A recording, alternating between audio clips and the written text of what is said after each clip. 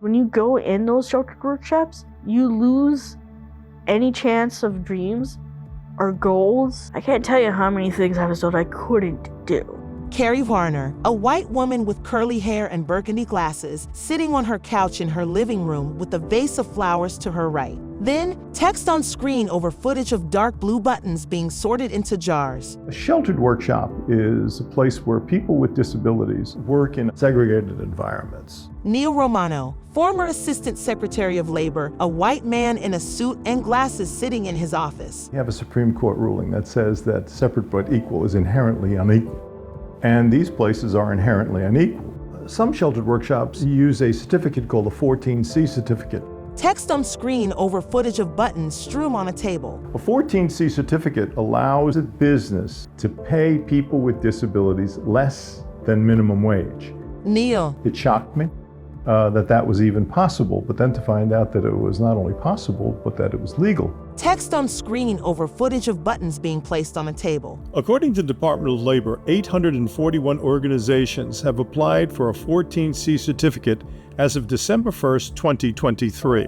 Establishing shot of Harvey, North Dakota. There's a sign in front of a field that says, "Welcome to Harvey," in large letters. Then, Carrie standing proudly in front of her home, and inside on the couch. My name is Carrie Warner, and I used to work at a sheltered workshop. My main disability is I have autism. Carrie cutting buttons off of shirts. She has a scornful look on her face. You are given menial jobs, such as cutting buttons off of shirts and putting them into jars. I used to do this 8 hours a day for $2.25 an hour. Text on screen while footage of buttons being sifted through Carrie's hands plays in the background. 14C wages have no minimum. Some workers get paid pennies per hour. Carrie. I think the highest paycheck I ever got once was $152.76. Carrie sitting at a table sorting buttons into piles. I think that's incredibly unfair. It basically just keeps people in abject poverty. Neil. I feel that a 14C certificate is nothing more than a federal license to abuse people with disabilities. If you're an employer and you've got cheap labor, why would you want to direct them to go work at Walmart starting at $17.50 an hour? Why would you do that? You know, when you can keep them at $1.50, $3 an hour, you wouldn't do that. Carrie swiftly cutting buttons off shirts, then sorting them into a jar labeled blue. If you say to a sheltered workshop owner that they are a place of employment, they'll say, no, we're not employment. We don't do employment here. We're a training program.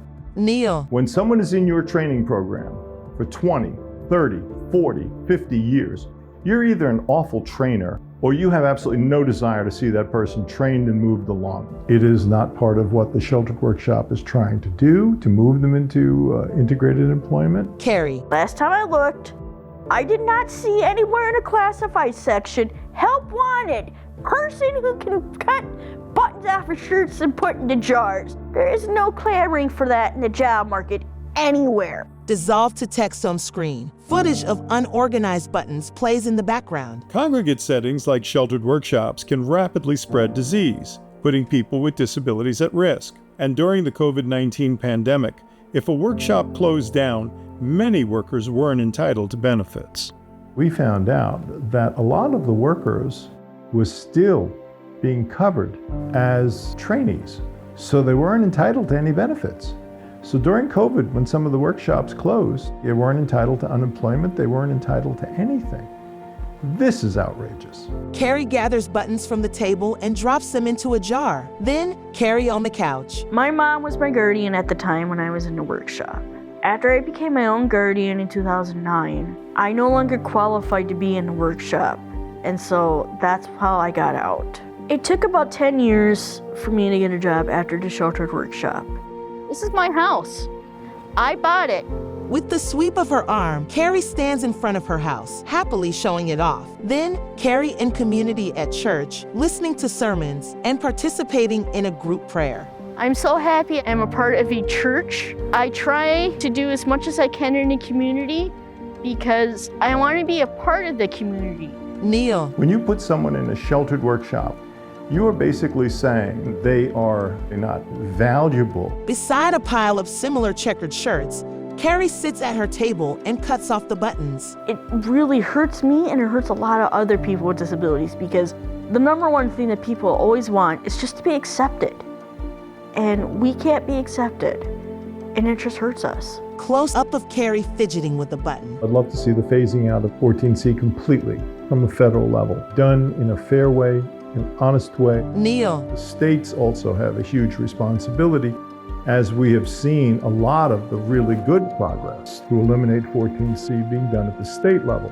Matter of fact, some of it's even been done at the local level. As of 2024, 18 states have phased out segregated sheltered workshops or subminimum wages or have made plans to do so. Map of the United States showing the 18 states that have phased out segregated sheltered workshops highlighted in blue, listed at the end of the video. So this gets back to the answer of what are you going to do? These places need to become a thing of the past.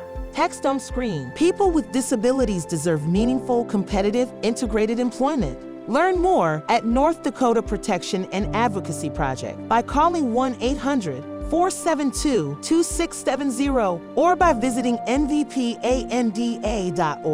North Dakota Protection and Advocacy Project logo. A large blue serif P and A in between two crescent shapes at opposite diagonals. Underneath, text that says Disability Rights North Dakota. The 18 states highlighted on the map that have phased out segregated sheltered workshops include Alaska, California, Colorado, Delaware, Hawaii, Illinois, Maine, Maryland, Minnesota, New Hampshire, Oregon, Rhode Island, South Carolina, Tennessee, Texas, Vermont, Virginia, and Washington.